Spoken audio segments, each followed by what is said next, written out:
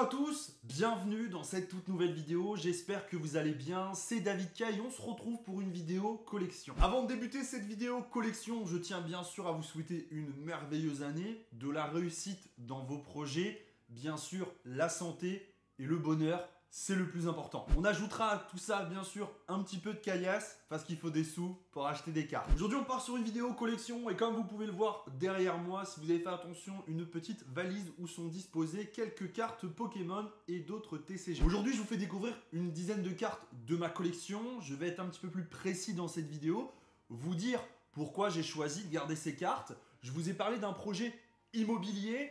Est-ce que j'ai réussi à vendre certaines cartes et où j'en suis? On se retrouve juste ici et pour vous mettre d'ores et déjà l'eau à la bouche, je vous ai affiché deux cartes de ma collection que j'affectionne tout particulièrement.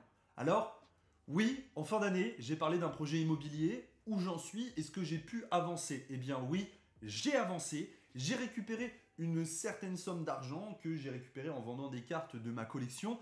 Néanmoins, j'ai estimé que ce n'était pas encore suffisant. Seulement voilà, je me heurtais à un problème, je n'ai pas forcément envie de revendre plus de choses de ma collection, à savoir des cartes gradées, à savoir des items que je possède scellés, que ce soit Pokémon ou différents TCG. Alors, comment vais-je faire? Eh bien, je vais continuer sur ma lancée, à savoir générer un petit complément de revenus avec Pokémon, soit en faisant de l'achat-revente, soit en essayant de faire du box break, ou en essayant tout simplement de trouver le petit filon, le bon plan tout simplement, à savoir pourquoi pas acheter une collection, la revendre, voilà, tout ce qui pourra me permettre de générer un petit peu d'argent sans pour autant me démunir plus de ma collection. Je tiens aussi à préciser que j'ai investi dans du matériel, vous le savez, et il y a une vidéo très intéressante qui est sortie d'un youtubeur qui s'appelle Nightech et qui parle de l'environnement de travail, comment être productif, pourquoi on achète des fois du matériel qui nous est pas forcément utile, mais qui nous aide à nous sentir mieux et à nous sentir donc plus productifs. Vous le savez, je suis passionné de tech et je me suis fait un énorme cadeau en cette fin d'année. J'avais un iMac que j'ai revendu pour m'acheter un Mac Studio et le moniteur d'Apple, l'écran, le display d'Apple. J'ai plus le nom là, mais il est magnifique. Je l'ai là sous les yeux et quand tu vois, quand je le regarde, hein, j'en perds mes mots. C'était important pour moi de bien me sentir en ce début d'année 2023. Il y a eu beaucoup de changements dans ma vie personnelle et j'avais besoin d'être au top pour le départ de 2023, à savoir notamment dans la productivité. Je sais que j'ai eu une baisse de régime, notamment après le set de base. C'est après l'ouverture du set de base, je me suis dit c'était trop cool, on a fait le tour, maintenant qu'est-ce que je vais pouvoir faire pour faire des choses aussi bien. Donc voilà, je me suis un petit peu remis en question, c'était pas forcément évident, j'ai eu une baisse de motivation personnelle, que ce soit dans la vie de tous les jours ou tout simplement sur ma chaîne YouTube, hein, c'est plus vous ce qui vous concerne. Donc voilà, j'ai pas forcément été très productif. On va remettre le Florizard un petit peu plus comme ça en arrière-plan. Air bizarre frérot, air bizarre. Du coup voilà pour cette année 2023 qui débute, j'espère que cette vidéo collection vous fera plaisir, elle est dans la continuité finalement de ce que j'ai proposé et on va commencer par ces deux cartes que je trouve magnifiques, à savoir, alors c'est la première fois que je tourne dans ce setup donc j'espère que la qualité sera au rendez-vous, à savoir avec ce Dracofeu pristine issu de CCC, je le rappelle et je le redis, je n'ai aucun partenariat avec CCC. Néanmoins, aujourd'hui, j'estime que quand une boîte de gradation fait du bon travail, il faut aussi le dire. Ce ne sont pas les seuls, il y en a d'autres, mais personnellement, j'aime beaucoup CCC. Voilà donc, un Dracofeu pristine en gold de label. Il a une 9,5 sur les edges, c'est très dommage parce que généralement les edges ont 10. C'est plus le centring qui a 9,5. J'aurais pu taper le pristine. On enchaîne avec celle-ci, qui pour le coup a eu 9,5 en centring, le Mentali VMAX. Alors moi, vous le savez, j'ai un faible pour le japonais, hein, c'est pas, voilà, c'est pas une surprise. Je trouve juste cette carte magnifique, je la trouve incroyable.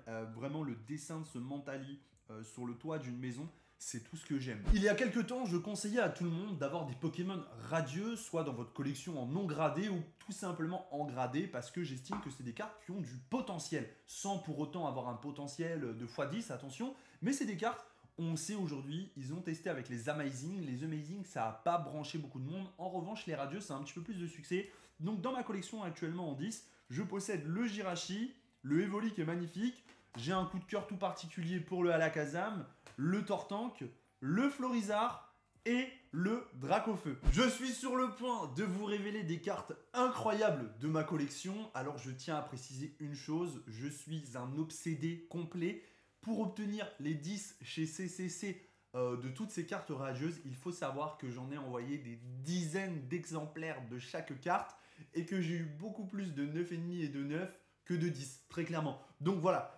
j'avais vraiment mis toutes les chances de mon côté. Bien sûr, derrière, j'ai revendu les 9,5, j'ai revendu les 9 pour amortir mes dépenses et pourquoi pas, des fois, faire un petit peu de bénéf, hein, qui sait. Ok, donc là, on part sur des pépites de ma collection et je vous le dis tout de suite, likez cette vidéo, pensez à vous abonner et suivez-moi sur les différents réseaux sociaux car je vous présenterai des exclusivités de ma collection sur les différents réseaux sociaux. Et bien là, je vous révèle une carte assez incroyable, les amis. C'est un Dracofeu signé par Monsieur Mitsuhiro Arita, à savoir l'illustrateur du Dracofeu 7 de base. Comment j'ai fait pour obtenir cette carte? Eh bien, c'est très simple. De base, je l'avais acheté en gradé chez PCA, je me souviens. Je l'avais eu à un très bon prix. Et au moment, j'avais une convention où tout simplement je rencontrais Monsieur Mitsuhiro Arita. J'en ai profité pour faire signer plusieurs cartes. J'ai donc déboîté la carte de son boîtier. Non pas que je vous invite, attention, j'ai jamais dit ça, à déboîter des cartes par vous-même, peu importe le label, car c'est très dangereux de déboîter une carte et vous pourriez l'abîmer. Donc attention, méfiance totale. Je l'ai fait signer. Ici, vous pouvez apercevoir un petit sketch de Dracofeu fait par l'illustrateur. Et il y a la signature à la fois en anglais et en kanji dans sa langue natale. J'avais pris une option. La carte a été gradée de 9,5. Elle est définie comme Mint Plus et signée. Malheureusement, à 0,5 près sur le centering ou le edge, elle aurait obtenu le 10. Donc je vais la mettre dans le décor juste ici. Je possède 2 exemplaires de cette carte, de cette même carte en 9,5 signée par Monsieur Mitsuhiro Arita. Voilà, j'ai vraiment un coup de cœur pour cette carte. Ensuite, ça, c'est un de mes véritables coups de cœur en termes d'illustration. C'est le Silveroi Cavalier de l'Effroi VMAX issu de Reine de Glace. Une carte, selon moi, ô combien sous-cotée actuellement, tant elle est difficile à tirer. Et l'illustration parle d'elle-même. J'en ai d'ailleurs acheté quelques-unes qui arrivent prochainement pour ma collection. Donc ça me fait plaisir de revenir avec une vidéo collection parce que c'est vrai que beaucoup de monde se demandait si j'avais arrêté la collection et ce n'est absolument pas le cas. Donc voilà, ici on peut voir que c'est une carte qui est signée à la fois à mon nom et par l'illustrateur Monsieur Mitsuhiro Arita. Je tiens à préciser que les cartes que vous voyez là sont signées sur la carte et non sur le boîtier. Voilà, je vais la mettre juste ici. Et pour terminer, une carte qui aura marqué pour moi l'édition Astre Radieux. Pour la petite anecdote, j'ai acheté cette carte en PSA 10. Et je l'ai déboîté parce que j'étais à une convention à Paris dans une galerie d'art et en fait j'avais cette carte que j'avais prévu de faire signer sur le boîtier PSA et en fait je l'ai déboîté. Alors certains diront que je suis complètement fou et vous avez raison, j'ai déboîté un PSA français PSA 10. Néanmoins en fait je me suis aperçu que dans le fin mot je m'en foutais un peu parce que dans le fond c'était pour ma collection, c'était pour moi et je m'en foutais qu'elle vale 50, 100 euros de plus la carte. Je veux pas, comment dire, en fait, sa valeur monétaire m'intéressait pas. Ce que je voulais, c'était vraiment avoir la carte signée à mon nom sur la carte et ensuite la protéger. Donc voilà 4 cartes signées par l'illustrateur. J'espère pouvoir en faire signer d'autres un jour. Néanmoins, je vous le dis, je vais m'attirer les foudres. J'ai trouvé que au prix où j'ai payé, voilà, certains le savent, hein, pour certaines conventions, le service rendu et la prestation qui nous était entre guillemets offerte était déplorable et voilà, enfin, même pas d'échange avec l'illustrateur, de rien du tout. C'était tu donnais ta carte signée et point de barre, même pas un sourire, rien. Enfin voilà, je vais m'attirer les foudres en disant ça, mais voilà, et je sais que je suis pas le seul de cet avis et que c'est un peu un tabou, un non-dit parce que voilà, c'est un emblème de Pokémon. Mais je trouve que quand tu payes 500 € pour un salon, faire signer 3 cartes, le minimum serait pouvoir de prendre une petite photo, une petite vidéo, un petit machin, et là c'était pas possible, donc voilà. Maintenant, j'aimerais terminer cette vidéo avec cette carte-là, qui est pour moi l'une des plus belles cartes du bloc EB12. C'est EB12, non, qu'est-ce que je vous dis, pas EB12, mais je sais plus parler, du bloc épée et bouclier, c'est de l'EB7, c'est pour moi l'une des plus belles illustrations et l'une des illustrations qui m'aura le plus marqué dans le bloc épée et bouclier. Malheureusement, j'ai tiré cette carte, elle n'est pas 10. Enfin, heureusement, j'ai tiré cette carte, mais malheureusement, elle n'est pas 10. Je vous la fais découvrir. C'est le Rayquaza V alternatif. Je trouve cette carte réussie absolument sur tous les points. Sur l'illustration, sur le décor, sur vraiment la mise en scène. Elle est juste incroyable. C'est vraiment pour moi la plus belle carte.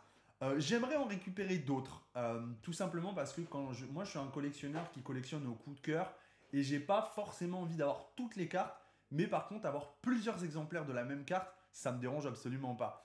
Je suis juste content finalement de posséder le trésor en fait quelque part. Donc voilà, c'est vraiment pour moi, je voulais clôturer avec cette carte là parce que c'est pour moi The carte clairement de épée et bouclier qui est sortie dans Évolution Céleste qui n'est pas rééditée mais restockée. Là, on va avoir quelques cases, quelques box de dispo, donc profitez-en. Aux alentours des 180 €, vous pourrez en trouver. Donc voilà, je termine sur cette carte là que je trouve magnifique. Je tiens bien sûr à tous vous remercier pour cette année passée qui fut pour moi, je viens le dire, une très bonne année, à la fois une année de transition étant donné que c'était vraiment l'une des premières années sur la création de contenu Pokémon. C'est pas évident quand vous arrivez d'un autre milieu, à savoir moi du jeu mobile. Bien sûr, j'étais déjà passionné de Pokémon. Pour les plus vieux de la chaîne, je faisais déjà des ouvertures Pokémon sur la chaîne Planet Geek. À l'époque, on ouvrait, c'était très ancien, c'était très vieux. Simplement, à l'époque, j'avais pas le recul nécessaire et j'achetais des displays que j'ouvrais sans avoir le moindre business plan entre guillemets qui me permettent un petit peu d'ouvrir à moindre coût. J'achetais mes displays plein pot, je les ouvrais plein pot et généralement je dépensais 1000 € par mois et c'était vraiment entre guillemets 1000 € à perte. Donc aujourd'hui, voilà, j'ai un plan d'action qui me permet de pouvoir dépenser de l'argent dans le Pokémon, d'ouvrir des cartes et de m'y retrouver. Donc c'est ça aussi qui me permet la création de contenu. Comme vous vous en doutez, on ne peut pas ouvrir des boosters sets de base édition 1 lourd sans avoir un minimum de plan. Je suis pas riche, j'aimerais bien, mais c'est pas le cas. Un jour ce sera le cas peut-être et à ce moment-là j'ouvrirai des boîtes de fou tout le temps, comme Pokérêve, voilà, comme Pokérêve pour ceux qui ont la ref. En tout cas, merci à tous du fond du cœur, ce fut une belle année, j'espère bien rebondir sur ce début d'année 2023 avec de la création de contenu qui vous plaira. Merci à tous, c'était David K pour la communauté, pour les explorateurs, pour la chaîne YouTube et pour les collectionneurs. Peace.